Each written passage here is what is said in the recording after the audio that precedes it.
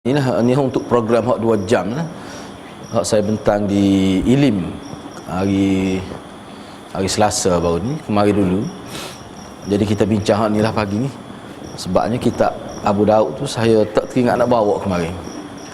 Jadi daripada tengah hari kemarin saya berada di PCB, program Sama Pelajar. Jadi malam tu tak teringat nak bawa kitab tu, jadi tak sempat nak tengok. Cuma pagi ni untuk pengisian pagi ni insya-Allah kita akan bincang berkenaan dengan pengenalan ringkas ilmu perbandingan agama. Ilmu muqaranatul adyan ataupun disebut sebagai ilmu nihal wan nihal dan sebagainya. Jadi tak ada teks. Saya pun tak ingat nak sebut kali itu ada, kalau ada slide boleh itu slide. Sebab dia untuk program 2 jam ni lupa nak bagi tahu.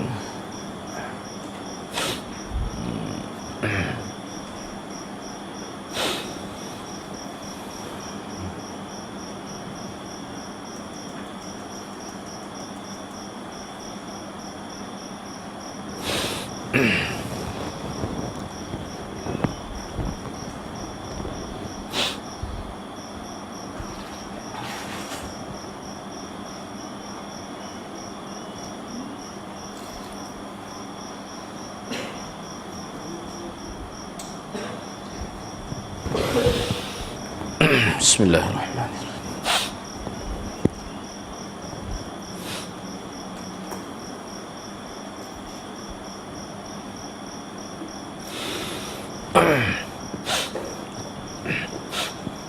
Jadi perbandingan agama sebagai muqaddimah. Dalam bahasa Arab, ilmu perbandingan agama lebih dikenali dengan nama muqaranatul adyan. Ilmu yang membicarakan tentang perbandingan agama-agama. Agama itu sendiri dari segi ta'rifnya bermaksud suatu pegangan atau kepercayaan yang menjadi keyakinan dalam jiwa seseorang manusia itu. Jadi keyakinan yang berkait dengan pengabdian diri kepada pencipta. Begitulah juga dalam kamus Dewan pun begitu juga disebut. Cuma agama itu sendiri dari segi pengertian yang lebih luas adalah suatu pegangan atau kepercayaan yang berkait dengan kehidupan secara lengkap. Itu disebut sebagai agama. Yang biasa kita dengar Islam sebagai ad-din. Islam sebagai ad-din. Ada satu lagi istilah dia panggil millah. Jadi millah itu dia tidak lengkap lah. Boleh jadi agama yang berlega di sekitar boleh jadi agama yang berlega di sekitar kehidupan di tempat-tempat ibadat. Misalnya seperti Kristian. Dia suatu agama yang mana ianya tidak melibatkan semua sudut dalam kehidupan. Misalnya bab pemerintah tidak ada. Itu tidak boleh dikatakan sebuah agama. Bila sebut agama dalam bahasa Arab yang disebut sebagai ad-din itu, dia lengkap. Seperti mana agama Islam ini tidak ada satu sudut pun yang tidak disentuh oleh agama Islam. Bahkan ulama kita telah menyebutkan, ulama kita pernah bertanya kepada pelajar-pelajar ni, cuba kamu sebut mana satu aspek kehidupan manusia yang kita tidak boleh kaitkan dengan hukum agama. Memang tidak ada. Hak kita panggil hukum 5 tu lah. Bukan hukum 5 dalam tajwid tu. Hukum 5 agama. Apa dia? Haram, makruh, sunat, harus, halal. Tu 5 tu. Haram, halal, makruh, sunat dan harus. Itu dia panggil hukum 5. Cuba kita senar satu aspek kehidupan manusia ataupun aktiviti manusia yang tidak boleh dikaitkan dengan mana-mana 5 hukum ni. Tak ada. Misalnya kita kata sebagai contoh, ni ana cuba nak gambarkan bagaimana agama itu dia lengkap.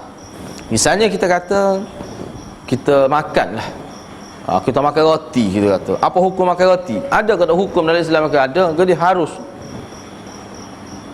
Lepas tu kalau roti tu roti tak curi, haram. Roti tak curi tu haram. Lepas tu roti tu kalau kita beli, halal lah.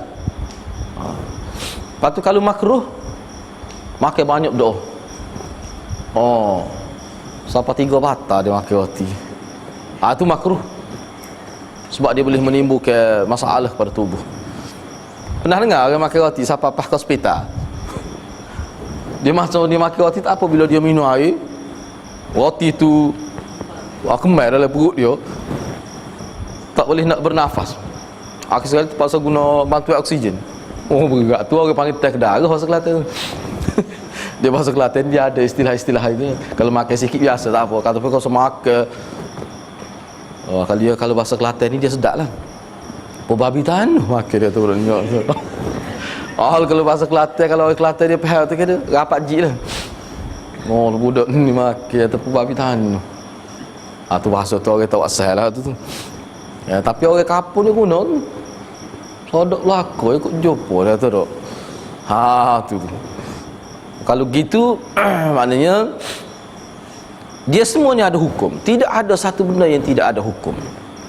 Bila kita sebut setiap aktiviti manusia mesti ada hukum, ia menunjukkan bahawa Islam ini, ajaran Islam dia menyentuh semua aspek kehidupan manusia. Semua, Baik, dalam bahasa Arab ilmu perbandingan agama disebut sebagai, setengah-setengah kita sebut al-milalu wan nihal. Dalam setengah ada juga diistilahkan dengan seperti yang saya sebut tadi, iaitu ilmu muqaranatul adyan. Yang mana dimaksudkan dengan muqaranatul adyan ini adalah suatu ilmu yang menerangkan perbezaan yang terdapat pada ajaran samawi, iaitu dinus samawi, iaitu agama yang diturunkan oleh Allah, seperti agama Islam, Yahudi, Kristian, dan agama-agama terdahulu yang mana sumber ajaran itu daripada wahyu, maka itu disebut sebagai ad-dinus samawi. Ad-dinus samawi. Satu lagi agama yang panggil ad-dinul wad'i, agama yang merupakan ciptaan manusia, yang mana asal usul agama itu bukan bersumberkan daripada wahyu ilahi. Yang ini disebut sebagai ad-dinul wad'i.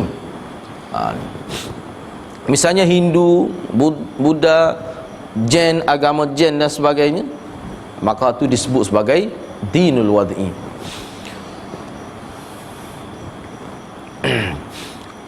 Jadi ilmu perbandingan agama ni kalau dalam negara-negara Islam lah sekarang ni memang kurang nak mendapat sambutan. Kalau kita tengok dalam konteks negara kita, Malaysia ni,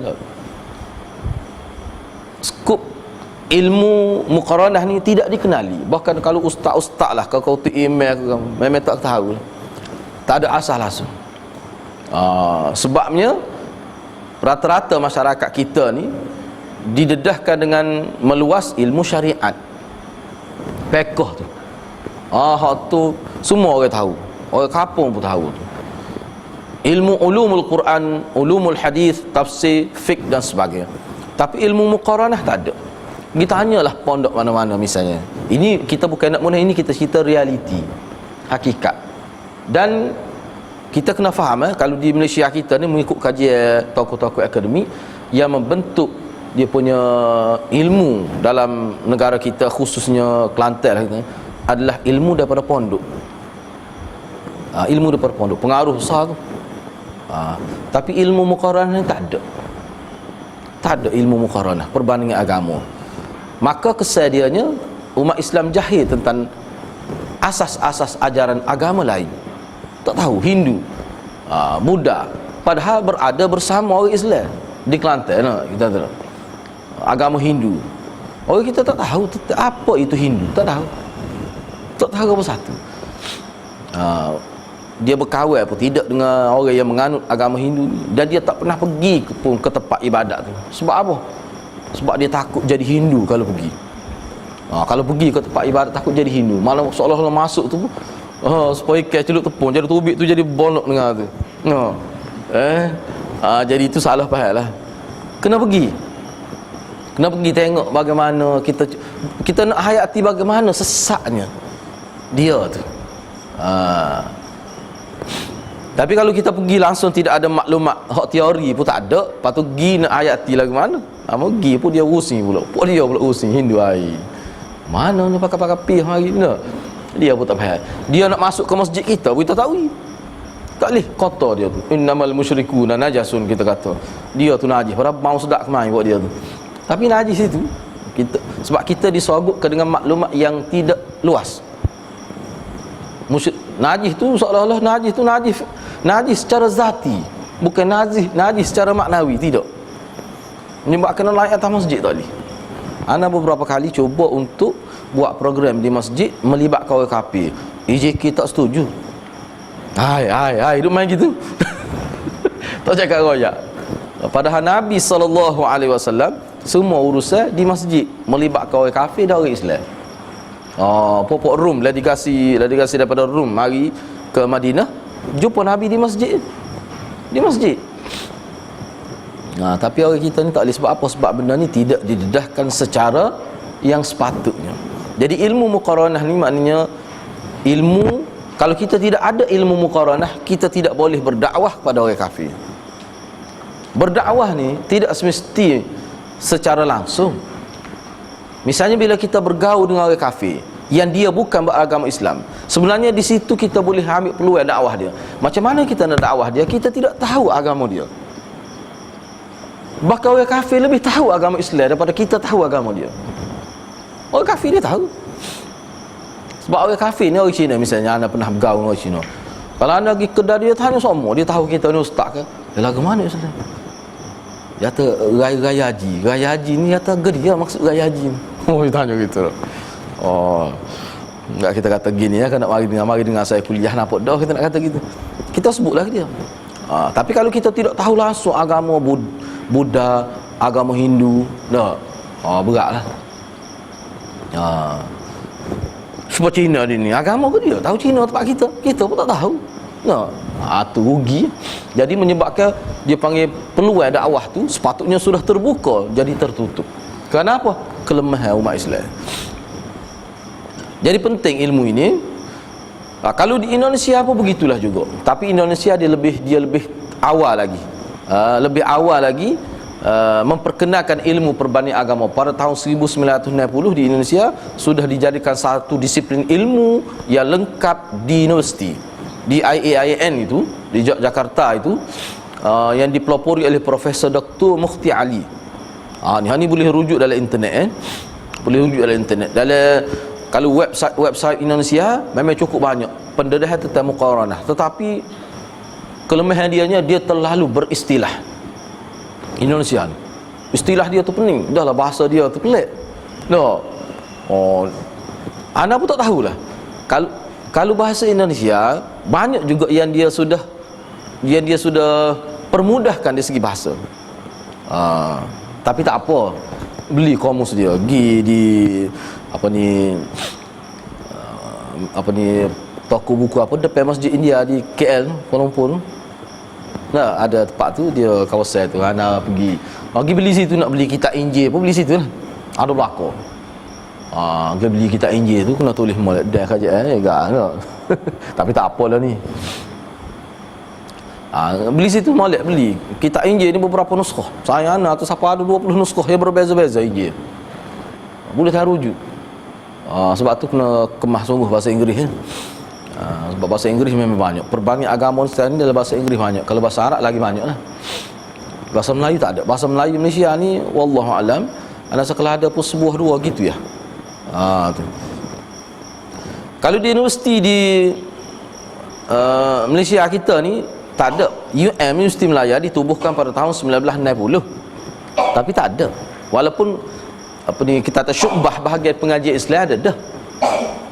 Pengaji Islam ada dah di UM tu. Di awal penubuhan dia. Tetapi kita kata kos untuk bahagian muqaranah ni tak ada. Syu'bah muqaranah ni tak ada. Begitu juga di UKM, mana tidak ada menawarkan kepada pelajar untuk dalam kos pengajian Islam khusus, pengkhususan dalam bidang muqaranatul adyan, tidak ada. Begitu juga di Universiti Islam Antarabangsa UIA, mana selepas tahun 1983 baru ada ditawarkan mana syu'bah muqaranah ini baru ada. Namun ilmu ini, disiplin ilmu ini dikembangkan oleh UNITEN, Universiti Tenaga Nasional, dan seterusnya dikembangkan selepas tu di UKM di US. Sekarang ni adalah sehingga di USM pun ada sekarang ni ilmu muqaranah ini. Dia panggil apa? Comparative religion dia panggil.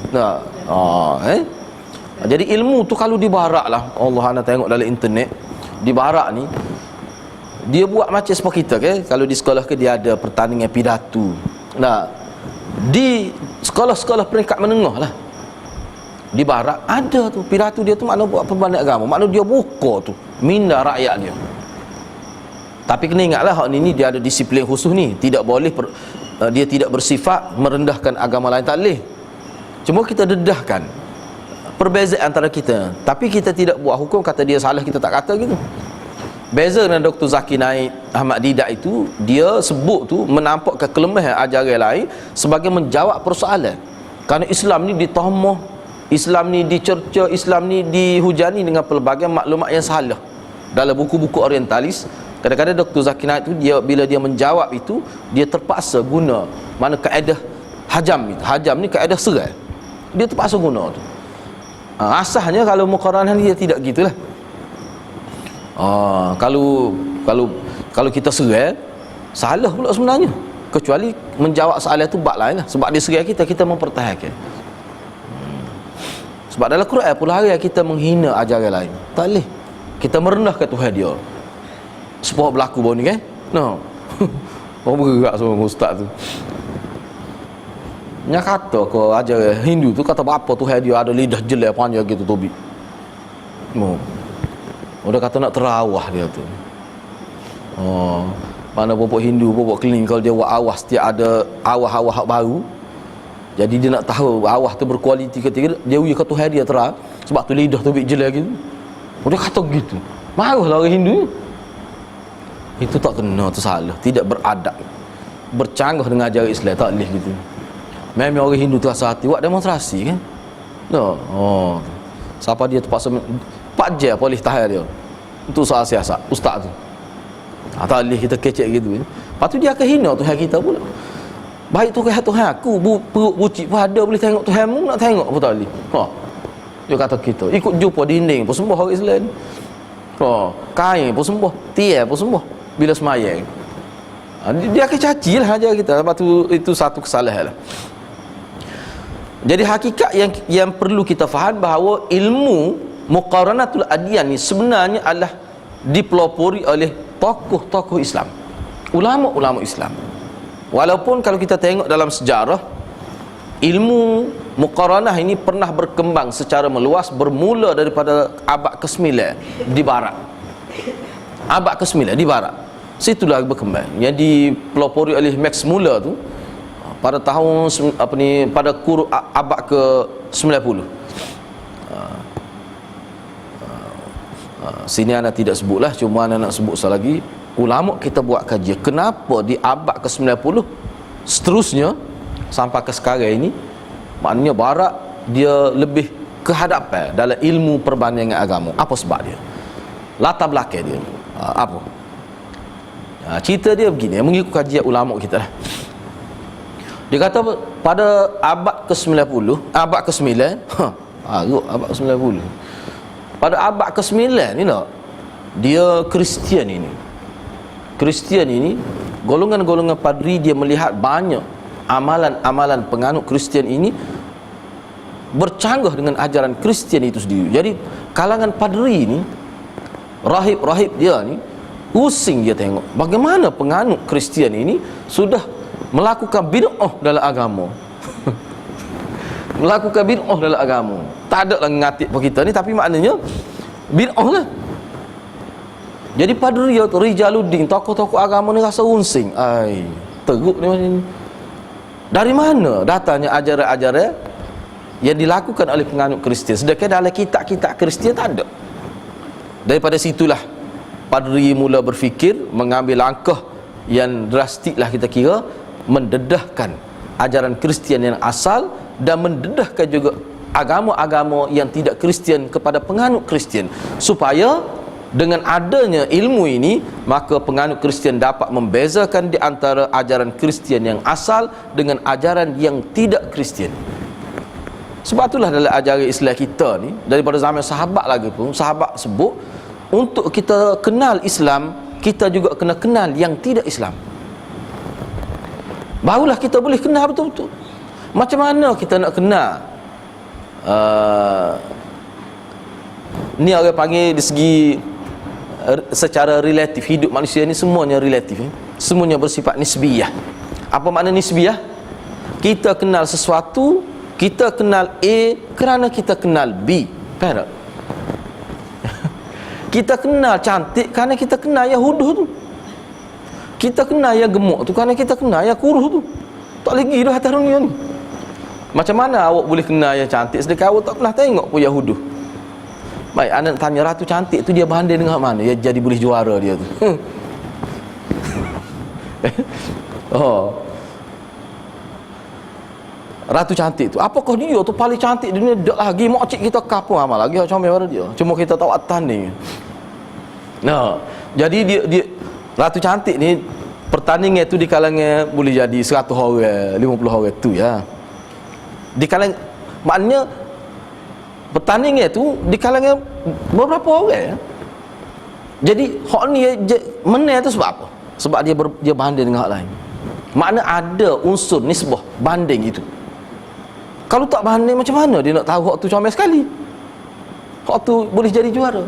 Jadi banding itu. Jadi sifat membandingkan sesuatu adalah fitrah manusia. Jadi kalau benda lain kita banding untuk kita buat pilihan, kenapa agama ni juga tidak ada unsur tu? Itu makna satu benda yang silap. Mana perlu ada sebenarnya. Sebab kita nak beli kereta kan, kita pergi tengok apa yang kita tengok tu apa pakai beli lalu. Sebab nak banding tu. Apa nak banding? Sebab dia ada yang tak molek, ada yang molek. Ada yang berkenan di hati kita, ada yang tidak berkenan. Sebab tu kena pilih. Ada setengah orang tu bila dia pilih nak buat isteri dia nak cari hak ramping lah dia kira. No, hak mana ratu kerengga dia panggil. Tidak gitu. Ada juga lelaki nak cari ratu gajah. Ada juga. Bagi dia ratu gajah ni comel pada ratu kerengga. Nak buat mana? Bagi dia comel, tengok tu tak nak tidur. Begitu juga hak perempuan. Ana ni pengalaman jaga asrama perempuan ni banyak tahun lah. Macam-macam kita kaunseling pelajar. Ada seorang pelajar tu pandai lah, dia hafizah. Ngaji siapa tahu pak nak nikah. Nak kata apa awal sangat ni. Mula-mula dia malu, anak panggil masuk bilik kaunseling. Dalam kelas lah ada satu kita buat bilik bilik transparent lah. Tanya dia, mula-mula malu nak ayat. Anak tanya enti kena ayat. Sebab anak kena jelas pada ayah enti gini. Semoga dia duduk asrama ni. Nunggu anak sudah kerja budak ni. Dia nak pada lelaki tu belajar situ juga. Anak kata anak pada pandangan tu tak sesuai dengan enti. Bahawa lelaki tu besar itu tu. Oh, lelaki besar lah. Dia ni kecil tu pun. Anak kata kalau nak kira dari segi kufu tu tak ada tu. Lepas tu dia pandai. Dia pandai perempuan ni. Hak lelaki tu tak pandai sekali ngaji. Tapi rajin. Siapa kita latih jadi ketua pelajar rajin. Dia bagus dia segitu. Dia ngaji tak lagi. Anak kata enti cari hak lain lah, takut tak sesuai. Lama enti rasa sedih pula lepas nikah tu. Nak juga. Anak tanya dia, apa ciri-ciri hak enti nak sebenarnya? Dia malu nak ayat mula-mula je. Apa gerak budak ni? Oh dia kena penyakit kau ni berat tak akal waktu guru.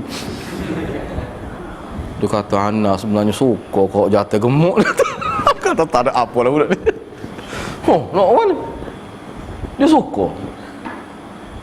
Dia kalau dia tengok suami isteri naik motor jatuh besar tu Allah memang dia lek sungguh. Anak kata agaknya baca buku dia budak ni. Anak penung, anak buat report pada Maulana Asri, tak boleh gila ustaz. Dia nak doa dah, biar menikah lah. Berat Ustaz Asri kata apa dia nak? Memang dia tu minat pada lelaki jenis hok gemuk. Ustaz Asri lipat lah Ustaz Asri, Maulana Asri. Tak ada apa dah budak ni. Allah ni anak ni jumpa baru ni. Enggak jatuh ni rajin 30,000 sebulan pendapatan. Dia buat ke buat hati jana segera, dia jual habis di Putrajaya. Rajin pun dia rajin. Pakai kereta besar sekali. Tu. Apa yang nak sebutnya maknanya perasaan kita nak pada sesuatu tu dia bertitik tolak daripada rasa cantik. Jadi cantik ni sebenarnya takrif dia tu samar. Tak serupa. Payah nak takrifkan cantik ni. Jadi itu anda sebut dalam konteks perbandingan lah. Tetapi sesuatu benda yang standard ini khususnya dalam agama ni, sebab dia berunsurkan, berasaskan, bersumber kepada wahyu, maka dia jadi standard. Tapi kalau benda-benda lain yang bersifat dunia, tak. Hak tu dia bergantung kepada tanggapan manusia sahaja. Bacalah buku mana-mana, ada di satu tempat di Asia kita ni, dia menganggap perempuan cantik tu perempuan yang tak ada gigi depan 2 putung tu. Dia panggil ngaji tajwid, dia panggil sanaya. Gigi depan 2 putung ni, banyak tu berkait dengan sebut huruf tu. Gigi depan ni tak ada, tu masalah besar. Dia tubik angin tu, tubik segun ni kali tubik. Jadi payah sikit. Kalau ngaji sebut sal payah, tak ada gigi depan tu. Huruf-huruf yang bersifat hams tu jadi masalah. Tapi masyarakat dia kata perempuan cantik tahu tu, sebab tu bila anak dara sunti memang dia patuh gigi depan. Mana pelik ni ada masyarakat itu. Ana baca dalam buku, dia pernah masuk dalam TV masyarakat dia tu. Jadi hak perempuan, anak-anak dara semua gigi depan tak ada lah ke 2 putung.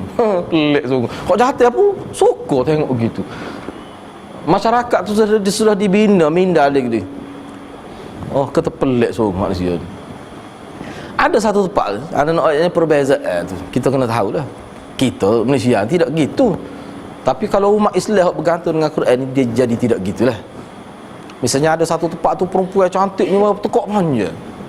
Tekak manja ada sejekar tekak. Kita tekak jinjan ni lagu lain. Tu tekak kijang panggil lagu tu. Manja gitu tu. Jadi cara mana dia buat? Dia letak besi tekak. Lepas tu dia bawa dia BBI nak pagi suruh panjang ni. Jadi terik ni pakai atas naik tu. Jadi panjang. Bila naik panjang dia bus kepingnya akhir sekali bila nak nikah dia buat je sedekah tekak. Kita kelih nak suka, anak kelih nak suka. Kau nak tahu taik dalam internet lah. Jumpa lah tu. Afrika. Berat sungguh. Anak kelih nak suka. Tapi bagi dia, tanggapan masyarakat dia, itulah makna cantik. Kalau mari tempat kita ni memang jadi perhatian sungguh lah. Mai tekuk panjang tumor tu. Nak buat ke mana? Jadi itulah benda gitu. Jadi maknanya apa yang nak sebutnya, banding tanggapan itu benda yang tidak satu benda yang samar lah, benda mubaham. Jadi kita umat Islam ni dah, khususnya dalam bab muqaranah ni, dia jadi sama saja orang Islam duduk di mana pun. Sebab apa? Sebab Islam ni dia letak satu kerangka ilmu yang cukup jelas, yang cukup hebat. Gapo dia? Sumber dia mesti Quran dan hadis. Ilmu Islam ni apa sahaja pun mesti Quran dan hadis. Dia tak lari. Sejarah mesti Quran dan hadis. Ilmu apa saja pun mesti Quran dan hadis. Kalau ilmu berkait dengan ilmu Islam ni lah. Kecuali ilmu muhandasah tu bab lain lah. Ilmu kejuruteraan tu iyalah. Tapi kukuk mana pun ana pernah tanya, jumpa dengan seorang kontraktor. Dia pergi bina sekolah anak lah di Dawah Kosak tu. Kita buat bangunan 3 tingkat. Kata tak payah, tak perlu piling lah dia kata. Dia kata kita nak ubah sikit ni. Dia punya base dia tu, dia punya tapak asas dia tu, dia buat lagu mana? Ni dia guna kaedah dalam Quran. Dia kata kita buat akar tunjal. Yu'jibu zurra liyaghiza bihumul kufar, ayat sebelum tu lagi. Tu kan? Ayat tu lah.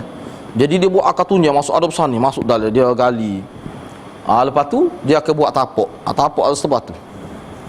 Isyana kata ni kaedah mana ni? Ni dia kata kaedah yang terbaru daripada kaedah Jepun dia kata. Orang Jepun kata benda ni ada dalam Quran umat Islam. Berapa pokok tu jadi kukuh digambarkan sahabat sebagai institusi besar yang mana tunjal dia masuk ke dalam bumi dan pokok tumbuh di atas jadi kukuh kerana asas tu lah. Jadi sepuluh pokok-pokok besar dia ada akar ni banyak. Hak tunjal tu hak tengah tu besar tu. Jadi hak tu pokok kukuh kerana tu. Jadi pokok Jepun ni dia buat kaji hak tu. Apa maksud Islam sebut tu? Akhir sekali dia kata boleh buat. Mana asah pada binat itu kita buat guna kaedah tu. Bila buat sana tu, kalau bangun yang 5 tingkat tu tak payah piling lagi. Guna kaedah tu pun selamat. Jadi Darul Qausar tu guna kaedah tu masa buat tu. Jadi anak tanya, dia kata orang Jepun ke ayat ni? Orang Jepun. Waktu mengata Jepun ni ngaji mana? Dia boleh royak tu. Maknanya orang kita ni banyak lagi tak kaji. Asah tu ada. Mana dia sebenarnya untuk kajian ni kena ada asah tu ya. Bila boleh asah tu, sebab tu ilmu falsafah kata setiap kajian bermula dengan kenapa, bermula dengan bagaimana, bermula benda bunyi pertanyaan. Tak mari hak tu, tak marilah kecerdikan manusia. Mai dia senyap dak potong kayu. Tak ada tanya gapo misalnya dak. Tak ada timbul persoalan dalam minda, tak akan maju hari tu.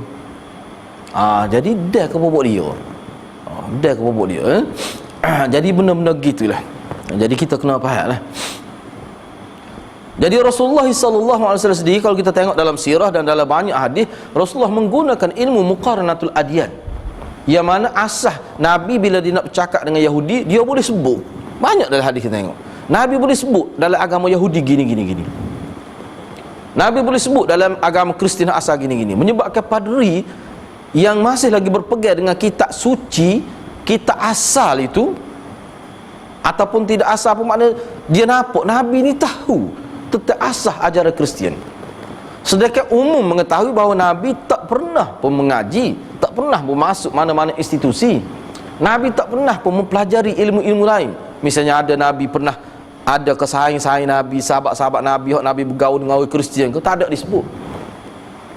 Sebab tu cerita dikatakan Nabi pernah pergi, Nabi nak pergi berniaga dengan bapa saudara dia Abu Talib tu kan, sampai ke satu tempat bertemu dengan Buhaira Ar-Rahib itu.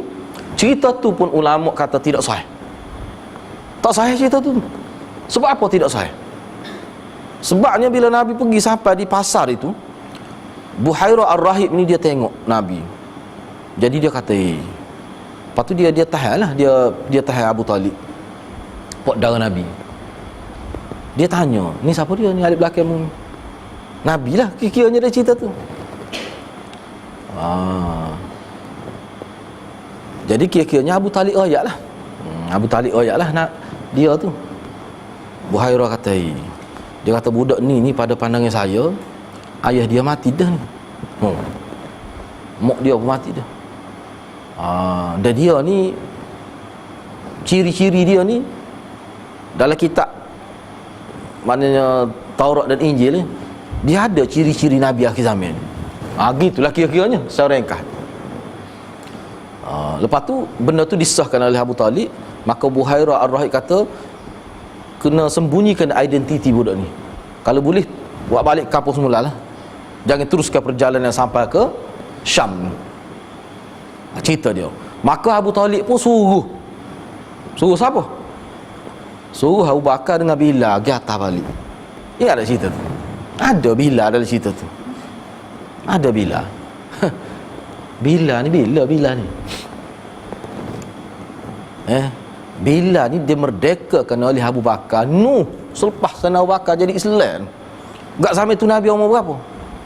Cerita tu tak betul.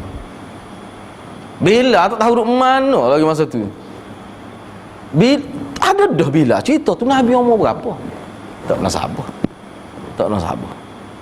Jadi cerita tu nampak sangat dari segi dirayah tak betul. Tak betul cerita tu. Jadi kenapa? Maknanya cerita tu, kalau kita terima cerita tu, maknanya ada, boleh disabitkan Nabi pernah bertemu dengan padri Kristian. Bila kita tolak cerita tu berdasar kepada kaedah, maka tak ada satu cerita pun yang menyabitkan bahawa Nabi membuat hubungan dengan orang, dengan padri. Tak ada. Makna untuk kita kaitkan Nabi ni ada belajar dengan padri, seperti mana tuduhan apa-apa orientalis, kalau kita tak terima cerita tu tak ada. Maka Nabi ni bila Nabi sebut tentang Kristian, maklumat tu hanya daripada wahyu Allah Subhanahu Wa Taala. Tu. Jadi Nabi guna ni kaedah muqaranah ini. Nabi guna bila berhadapan dengan penganut-penganut ajaran yang lain. Nabi boleh sebut. Sebenarnya telah ramailah ilmu Islam yang terkedepan dalam ilmu ini, bahkan menulis kitab secara berasing, kitab khusus. Dan sebenarnya ilmu ini berkembang dalam dunia Islam ni sebenarnya pada tahun 10 Masihi, pada kurun ke-10 Masihi lagi, pada abad ke-10 Masihi lagi. Kat sini ana senaraikan beberapa buah kitab yang mana boleh jadi rujukan. Misalnya Al-Jahiz, ni penulis kitab lah, ni ulama besar ni, dia tulis kitab nama Fir Raddi 'ala Nasara, menolak fahaman Nasara.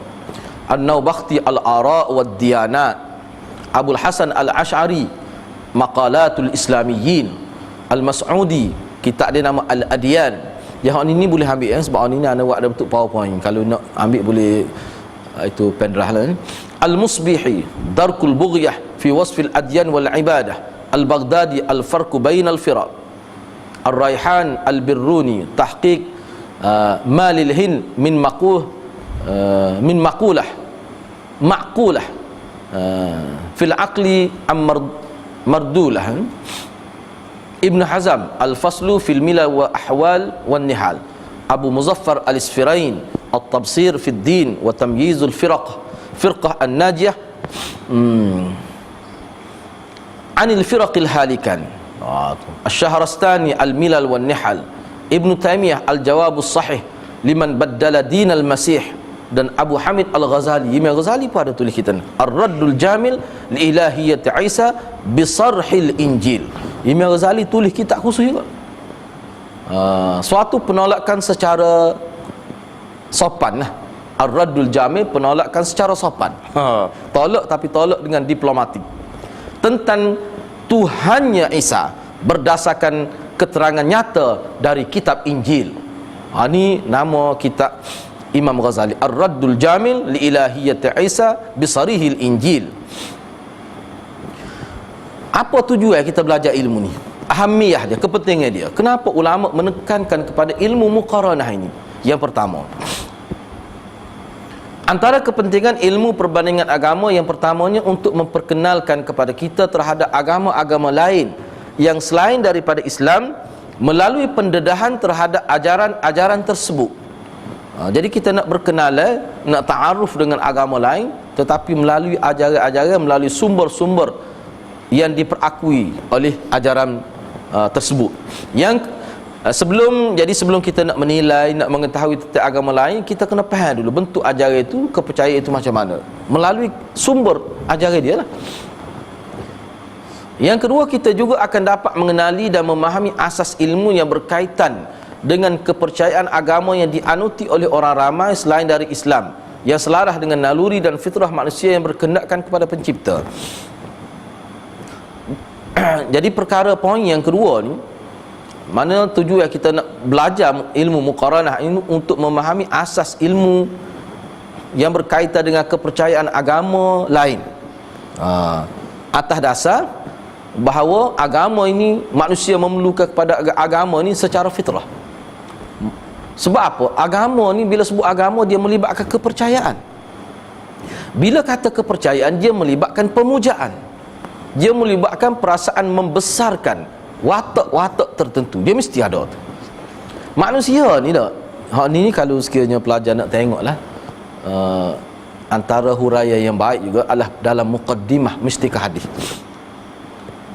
Dalam muqaddimah Mistikah Hadis, dia ada sebut kenapa manusia perlu pada agama. Kenapa manusia perlu kepada agama? Kerana dalam diri manusia dia ada satu sifat yang bersifat fitrah. Apa dia? Dia nak, manusia ni daripada sekecil-kecil manusia, ketika budak lagi sampai kepada dia nak mati pun, dia nak satu perasaan dia mesti dia ada kagum kepada orang tertentu. Itu sifat fitrah. Jadi sifat tu sesuai dengan agama sebenarnya. Cuma masalah sekarang ni, bila manusia itu tidak bertemu dengan wahyu, dengan ulumul wahyi, maka dia akan membesarkan, mengagungkan benda-benda yang tidak sepatutnya. Setengah tu manusia tu, dia tengok matahari cukup berguna kepada manusia, banyak memberi manfaat pada manusia, maka secara tak langsung dia rasa matahari ni besar, matahari ni agung, matahari ni akhir sekali dia sembah matahari. Atas dasarnya matahari banyak berguna kepada dia. Tu.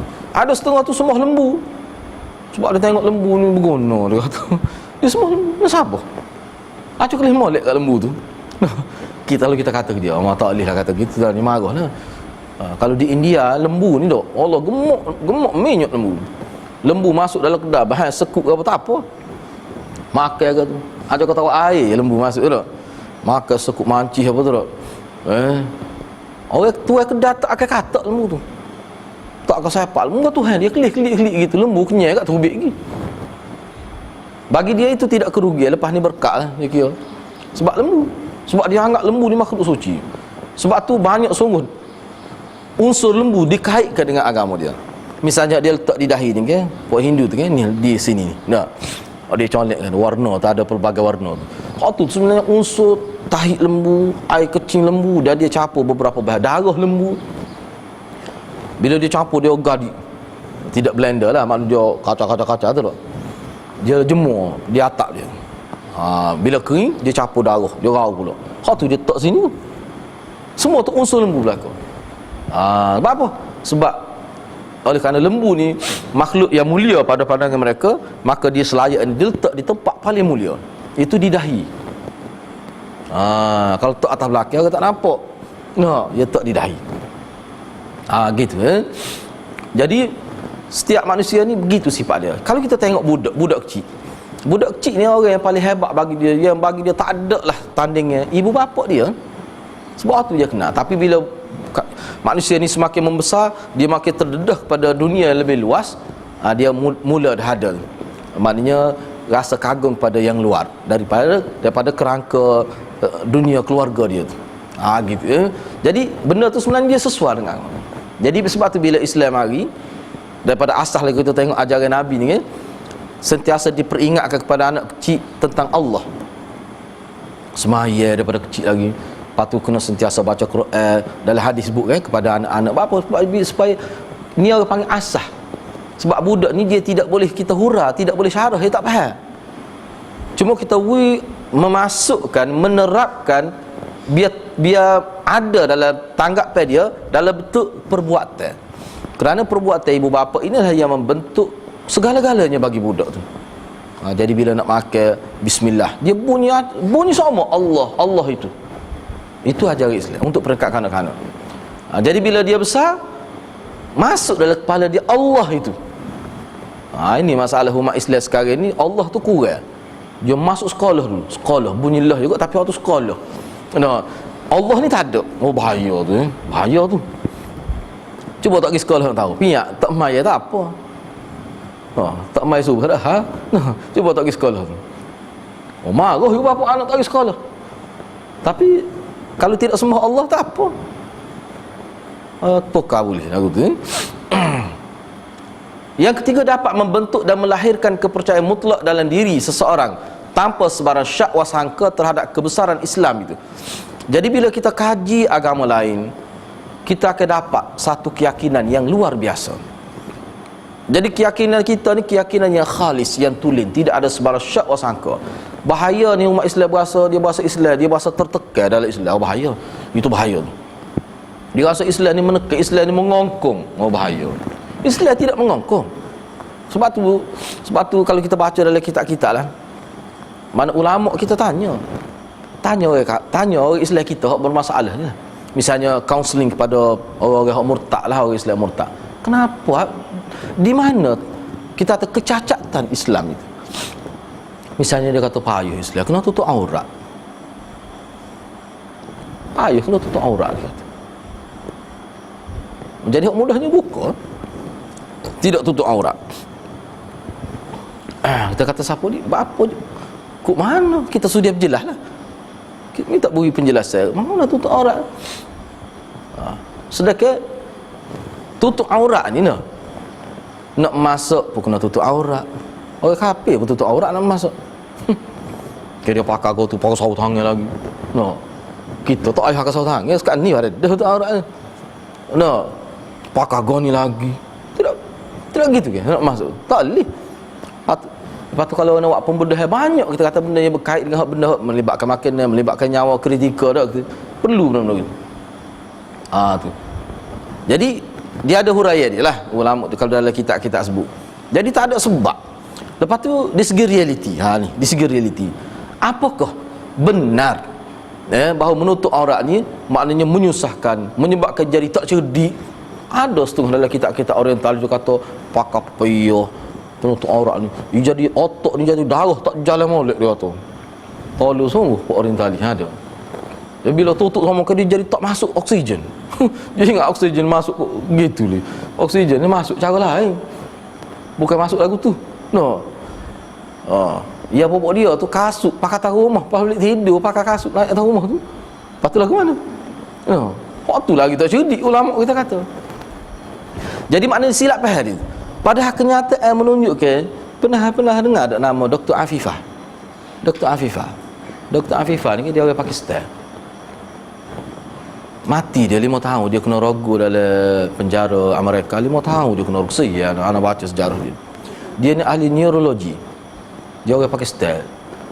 Anak tak pasti dia lepas tu dia jadi warga mereka, tetapi mereka pegang dia sebagai aset negara kerana dia mahir dalam ilmu tu. CJ dia daripada sekolah rendah sampai ke dia semua CJ dia 141 CJ. PhD dia berapa? Memang hebat. Bahkan disebut dalam beberapa rencana bahawa kemahiran dia tu tak ada di Afrika, di Amerika. Kemahiran dia dalam pelbagai bidang, bahasa banyak dia boleh. Tetapi bila berlaku 11 September tu dia dituduh membekalkan teknologi kepada Al-Qaeda. Teknologi, membekalkan teknologi. Bukan bui dah betul duit, teknologi. Sehingga dia ditangkap, anak dia masa tu 3 orang. Sedih lah anak baca cerita dia. Jadi sebelum dia mati tu, dia comel lah orang Pakistan. Orang Pakistan lah, memang comel. Tetapi dalam selepas 5 tahun tu, sebelum dia ditembak mati tu, muka dia tu nampak seporang umur 80. Teruk, derita dia dalam penjara itu. Bahkan digambarkan oleh satu majalah tu, dia dirogo straight 5 tahun. Paling kurang 9 orang sehari rogo dia. Nak supaya dia mengaku dia membekalkan maklum teknologi kepada Al-Qaeda tu. Dia ni. Jadi apa yang nak sebut nak kait ini maknanya kemahiran tu. Kemahiran. Dan dia ni disebut juga antara orang yang banyak maklumat tentang pahaman-pahaman kepakaran dia tu. Dr. Afifah kesian dia. Anak 3 orang, muda lagi dia. Rasa awal pertengah sebelum umur 40 lagi lah dia tu kena tangkap. Mati. Dah bila dia dalam keadaan lemah tu, dia ditembak, diposak dia, mati dia. Tetapi kelebihan dia perempuan, tak murtad dia. Mana kemah sungguh akidah dia tu. Dia tak royak. Mungkin dia kata dia tak terlibat. Tapi dia tidak tukar agama. Dia tidak tunduk pada mereka walaupun dia perempuan tu. Mati. Nilai manusia tu. Di samping mengukuhkan keimanan dan ketakwaan seseorang, maka asas ilmu yang kuat juga dapat mengelakkan kita daripada mudah berubah kepercayaan kepada agama lain. Maknanya salah satu, berdasar kepada kenyataan ini, salah satu yang boleh mengekang, boleh menjadi pagamanya mengukuhkan akidah adalah kita mendedahkan agama lain kepada penganut Islam. Jadi dia boleh menyekatlah gejala murtad itu. Persoalan kita sekarang ni, umat Islam kita, Islam sendiri boleh tak faham lagi. Tak faham lagi. Cakap orang Kristian pula. Orang Hindu pula. Islam boleh tak faham lagi. Pelajar tingkat terlima hok masuk universiti ke apa dia, asal akidah dia ada. Anda 3 tahun direct anda pernah bagi ceramah kepada pelajar hok nak masuk ke universiti. Di sekolah SMK Macam, bahagian dakwah sekolah itu setiap tahun dia akan jemput anda. Bila tahu dah pelajar-pelajar, beberapa orang pelajar nak masuk universiti, dia akan panggil anda untuk pergi berbicara dengan pelajar dia. Anda tanya seorang-seorang tentang asas-asas agama, tak tahu apa satu. Pelajar yang sedemikian keadaan dia lah, bila dia masuk universiti, dia bagaikan telur di hujung tanduk sebenarnya. Kalau dia bertemu dengan pensyarah-pensyarah yang akidah betul, maka betul lah dia. Tapi kalau dia bertemu dengan pensyarah seperti Kasih Ahmad misalnya, dengan Supar Lutfi, orang Syiah tu, Lutfi Ibrahim, Lutfi Ibrahim. Bukan Lutfi lain, Lutfi Ibrahim. Nampak? Ini Profesor Lutfi.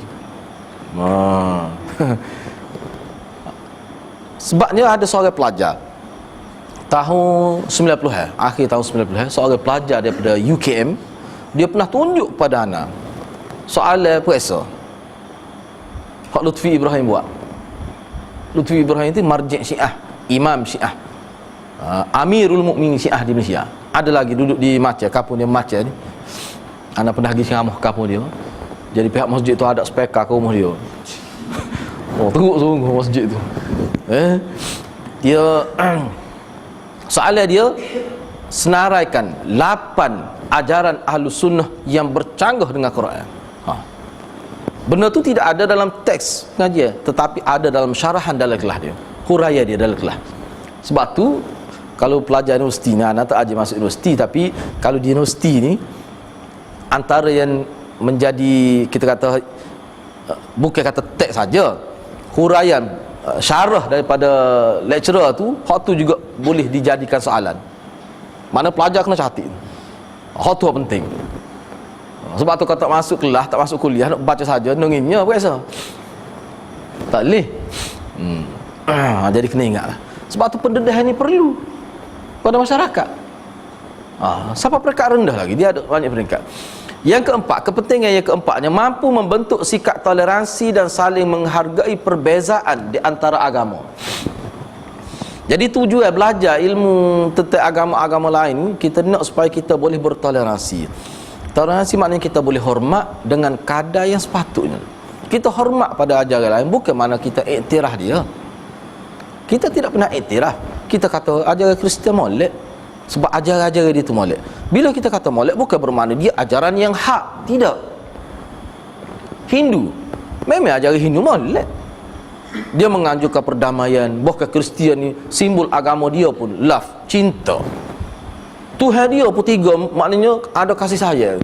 Tuhan bapa, Tuhan ibu, Tuhan anak. Gabung 3 dalam 1, 1 dalam 3, membentuk gabungan Tuhan yang kuat. Kita duduk telitah 1 dalam 3 dalam 1 ni campur lah. Tak, Tuhan. Kenayannya hubungnya kasih sayang tu perlu. Sehingga Tuhan pun ada anak, ada bini. Jadi ini terzahir melalui respon kita terhadap persamaan dan perbezaan yang terdapat dalam kalangan agama yang berbeza. Jadi bila kita tahu tentang agama lain, kalau kita berkawan dengan dia pun, kita mudah. Bila kita berkawan dengan dia, kalau kita nak dakwah dia, kita tahu ruang mana yang patut kita sebut, ruang mana yang aspek mana yang patut kita sebut, aspek mana yang kita tidak sebut. Dan bila kita sebut, tepat. Sebab apa? Sebab kita ada maklumat tentang ajaran dia. Bagaimana sikap kita sebagai Muslim dalam menghadapi situasi semua agama adalah sama? Nak kata bagaimana? Betul ke? Bahaya ni semua agama sama. Kalau bagi orang Islam yang tidak ada maklumat langsung, Islam pun dia kabur, agama lain pun memang dia tak tahu apa agama lain. Cuba fikir bagaimana. Dan ini telah berlaku dengan begitu ketara sekali dan sebagai satu musibah besar kepada umat Islam di Indonesia. Indonesia cukup dahsyat masalah ni. Akhir sekali sebuah rumah tu pelbagai agama ada. Natu Kristian, anak Islam, tok tua agama lain pula. Dikebumikan pun di satu kubur. Bila umat Islam tanya, pendakwah kita pergi tanya kenapa kubur satu ya kubur Kristian mesti tu belakang. Dia akan kata, masakan masakan mungkar dan nakir tak dapat beza yang mana Islam yang mana kafir, dia kata. Dia tahu nak katok mana dalam kubur. Mungkar dan nakir dia kenal mana Islam. Tok sekali pun tak apa. Siapa begitu sekali? Tinggal terus ajaran Nabi SAW. Ini pluralisme. Sebab Pancasila ni dia tak apa. Pancasila ni satu kebebasan. Bahaya tu di Indonesia. Kita hendaklah sentiasa menyedari bahawa Islam tidak menafikan kewujudan agama-agama lain, tetapi Islam tidak mengakui kebenaran agama-agama lain selain daripada Islam. Kita hormat. Sebab tu kita dilarang dalam Quran. Allah memerintahkan kita supaya kena tahan perasaan kita. supaya jangan kita caci Tuhan-Tuhan agama lain. Kesal dia akan caci Allah Subhanahu Wa Taala. Jelas dalam Quran sebut. Kepentingan yang kelima, dengan mempelajari agama-agama lain, kita berkemampuan untuk mempertahankan Islam daripada sebarang ancaman anasir-anasir luar yang mahu merosakkan Islam itu sendiri. Jadi bila kita tahu tentang ajaran Islam dan kita pun ada maklumat tentang asas-asas ajaran yang lain, kita boleh bezakan ini ajaran ini. Misalnya kita kata ini fahaman Mu'tazilah ni, ini fahaman Khawarij ni, kita tahu. Itulah perlu kita belajar. Secara hakikatnya kita sebenarnya masih kekurangan pakar dalam bidang perbandingan agama ini. Ilmu perbandingan agama diperlukan bagi membolehkan seseorang yang ingin terlibat dalam dialog agama ataupun forum agama. Jadi ilmu perbandingan agama ni, bila nak bercakap tentang agama secara khusus, dia mesti tahu ni, khususnya dalam konteks kita nak berdakwah kepada orang bukan Islam. Kepada orang bukan Islam. Misalnya, sebagai contoh sekarang ni, antara kekangan yang paling utama nak menarik masyarakat Cina masuk Islam adalah dia tengok dari sudut ekonomi. Orang Cina di Kelantan kita mana pernah bercakap dah, dia bagi dia antara yang tidak menarik dia untuk masuk Islam kerana dia tengok taraf ekonomi umat Islam. Dia lebih kaya. Jadi umat Islam yang berpegang dengan Islam yang dikatakan agama wahyu, agama Tuhan, tiba-tiba jatuh kedudukan dia dari segi miskin lah. Dia ni, kamu kata saya ni agama yang tidak betul, tapi saya kaya. Dia tidak faham tu. Jadi waktu tu kita kena ngaji kalah lah. Nak jawab tu secara logikal itu, secara mantik itu. Jadi dalam perbandingan agama semua tu disentuh. Jadi tokoh sekarang ni yang ada dalam dunia sekarang, Dr. Zakir Naik lah. Anak murid pada Ahmad Didat itu. Ahmad Didat tak ada lah. Ni ingat dah, Dr. Zakir Naik. Oh, ingat luar biasa ni. Dua orang ni pelik ingat dia ni. Lemah kita tengok dia ingat molek. Pernah dia berdebat dengan padri daripada Jerusalem ni. Dia kata dalam kitab kamu ada kenyataan ni, kau tu belik, dia royak muka surat. Kau ni belik cari tak jumpa, buka muka surat tu, dia ingat. Apa agak tu? Malu buat Kristian tu. Dan Dr. Zakir Naik pernah orang masuk Islam dalam satu majlis 1000 orang lebih. Padahal kita ni kalau orang masuk Islam dengan sebab kita seorang je, pada dah kita nak masuk surga dalam hadis bu. Ni siapa dalam satu, gak kalau nak kira keseluruhan dalam perjuangan hidup dia hak masuk Islam kerana terkesan dengan dengan muqaranah hak dia sebut ni. Tak tahulah.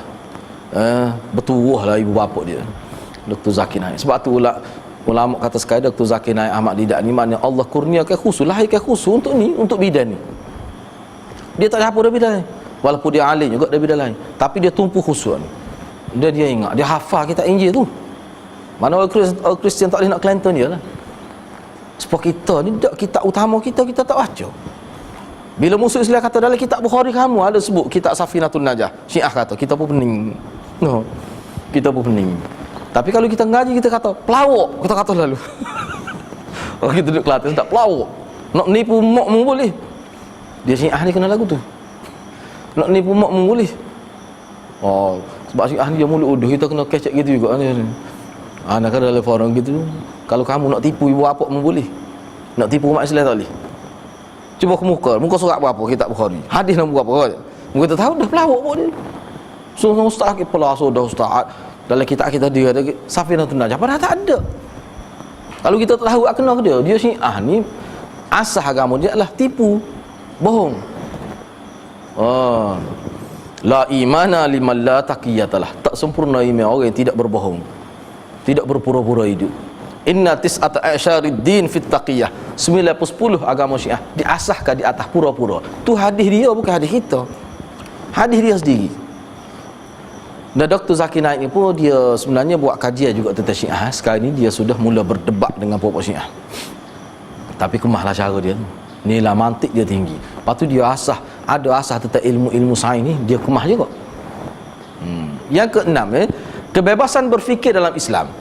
Jadi salah satu sebab ilmu muqaranah ni dipelopori oleh ulama Islam kerana kita nak menghantar isyarat yang jelas kepada orang kafir bahawa dalam Islam ni dia ada kebebasan berfikir.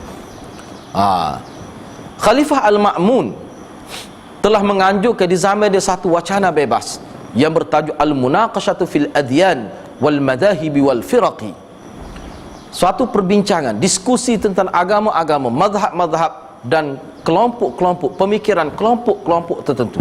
Dia buat satu wacana bebas, dibahas secara terbuka. Okey, prinsip, ringkasan prinsip perbandingan agama ana simpulkan begini. Yang pertama, dengan kita mempelajari ilmu muqaranah, ia akan menambahkan keimanan kepada Allah Subhanahu wa taala. Yang kedua, menjadikan Al-Quran dan As-Sunnah sebagai panduan.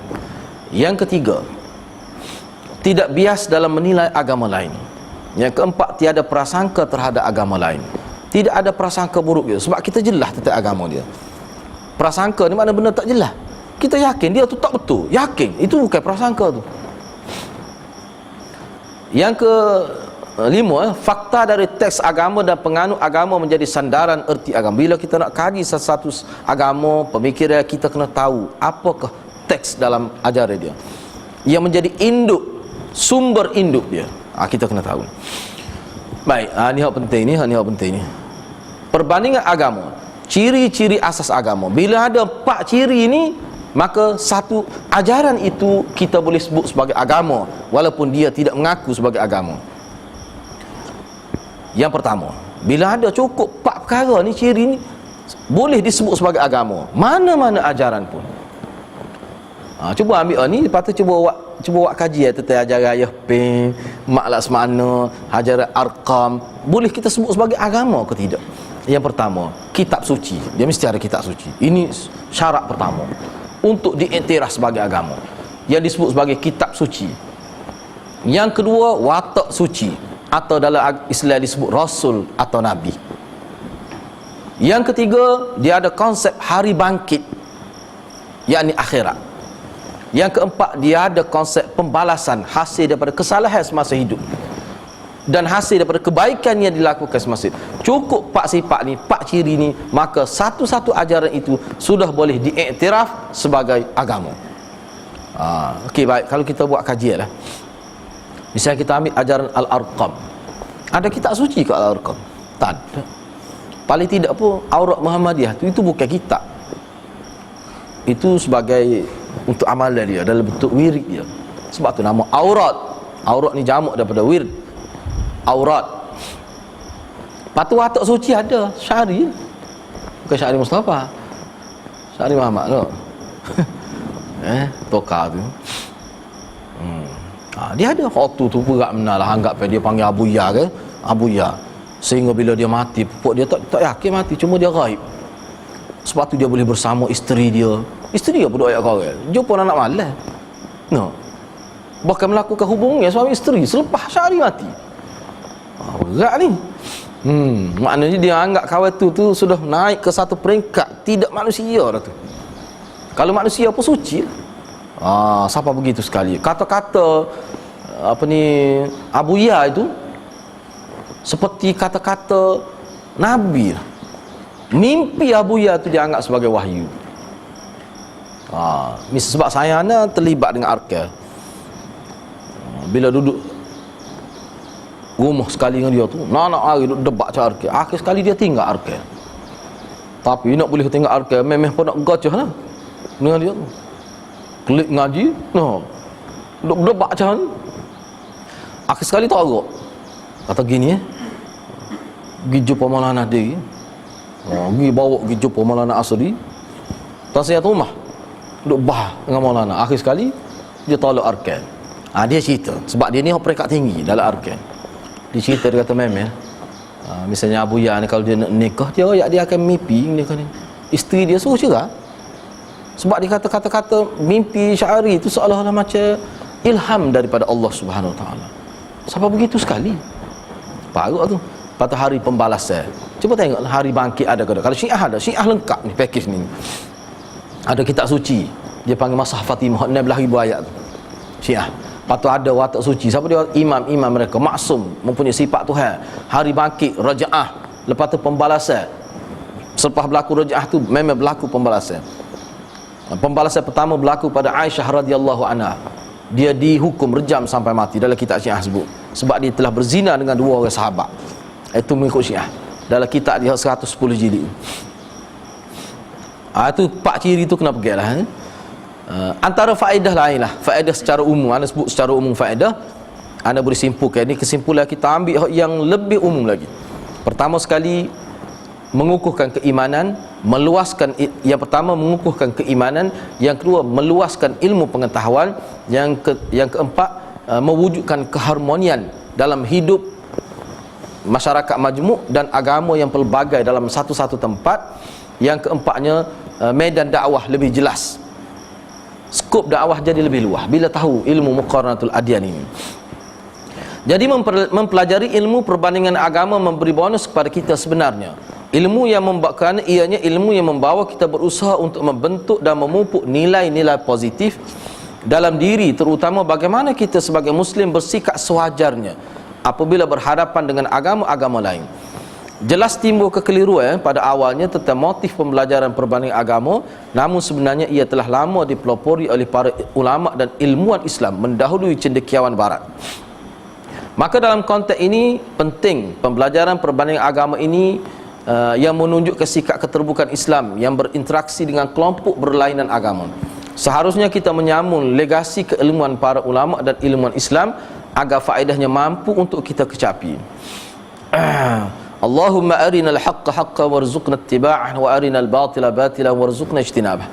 Kena sentiasa doa ni. Ya Allah, ya Tuhan kami, tunjukkan kami jalan, tunjukkan kami kebenaran, dan tunjukkan kami kebenaran itu sebagai kebenaran. Warzuqna ittiba'ah, dan bukalah peluang supaya kami dapat mengikut kebenaran itu. Wa arinal batila batilan, tunjukkan kepada kami kebatilan, kepalsuan itu sebagai yang palsu, dan bukalah ruang kepada kami untuk kami menjauhi kepalsuan itu. Allahumma aqsim lana min khasyatika ma tahulu bihi bainana wa baina ma'asik. Ya Allah, ya Tuhan kami, berikanlah kepada kami ketakutan kepada Engkau yang mampu menghalang kami daripada melakukan maksiat. Mana satu ketakutan menyebabkan kita tidak buat maksiat.